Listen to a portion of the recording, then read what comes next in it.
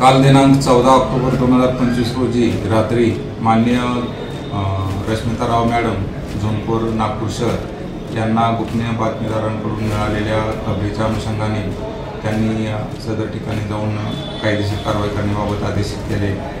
त्यामुळे आम्ही नेरेले दत्त मंदिराच्या मागे असलेल्या एका पक्क्या इमारतीमध्ये जाऊन त्या ठिकाणी रेड केली। रेड कारवाईमध्ये आम्ही स्वतः दिवसपाळी अधिकारी प्रतीक्षा पाटील, PSI, त्यानंतर तपास पथक आणि बीट मार्शल यांचा समावेश होता।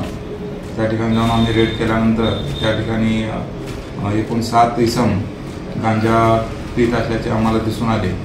2 पंचांसह त्या ठिकाणचा आम्ही घटनास्थळ पंचनामा केला आणि सदर आरोपींना ताब्यात घेतले, मुद्देमाल ताब्यात घेतला। आरोपींनी वापरलेली वाहने देखील यामध्ये जप्त करण्यात आलेली आहे। असा एकूण 3,58,000 रुपयांचा मुद्देमाल जप्त करण्यात आलेला आहे।